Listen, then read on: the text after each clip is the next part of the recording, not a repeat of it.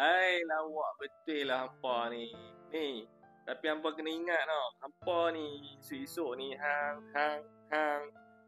Bila hampa nanti dah jadi pucuk pimpinan, hampa dah ada jawatan, hampa dah ada kedudukan selesa hampa dah duduk dekat kursi empuk. Masa tu hampa kena ingat, bila hampa rabat pokok nyok sampai ke pucuk pokok nyok tu, lepas tu hampa jengoi tengok bawah tu, masa tu hampa kena rasa gayat tengok bawah.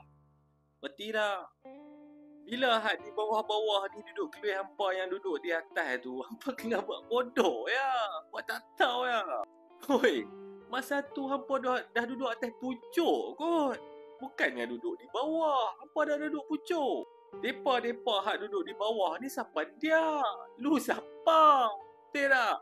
Ha. Bila hampa esok-esok nanti nak berguna depa ni, hampa buat serupa menatang minyak yang penuh. Bila dah habis pakai, hampa buat serupa binatang minyak yang penuh. Macam tu. Ha. Kalau hampa nak bagi sempoi lagi kan, lepas hampa guna ya hak pok-pok hak duk bawah-bawah ni, hak di bawah-bawah ni, hampa jijak depa, hampa lanyak depa cukup-cukup, lepas tu hampa buang dalam tong sampah. Tu cara dia. Satu benda ni hampa kena ingat sampai mati.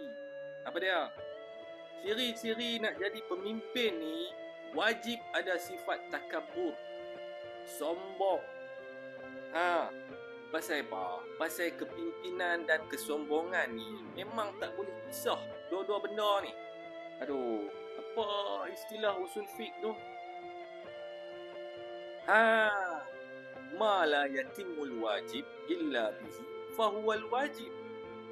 Barang atau perkara yang tidak menyempurnakan yang wajib, melainkan dengan ianya barang tadi itu atau perkara tadi itu, maka ianya perkara tadi itu adalah wajib.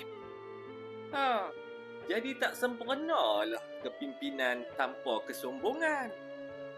Tak boleh tidak, mesti. Faham tak lagi?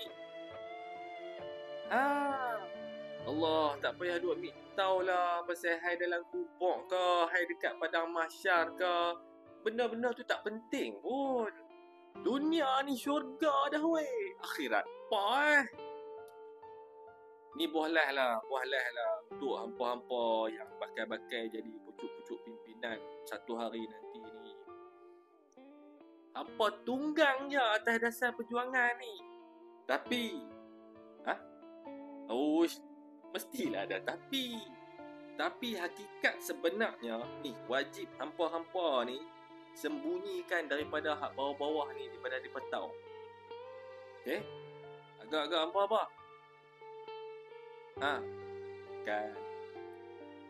Bukan. Tahu tak apa dia? Di mulut hampa-hampa ni perjuangan, dalam hati hampa-hampa ni wajib hampa kena tanam dua benda ni. Apa dia? Dua hub, dua cinta. Satu, hubbud dunia. Dua, hubbul kuffar.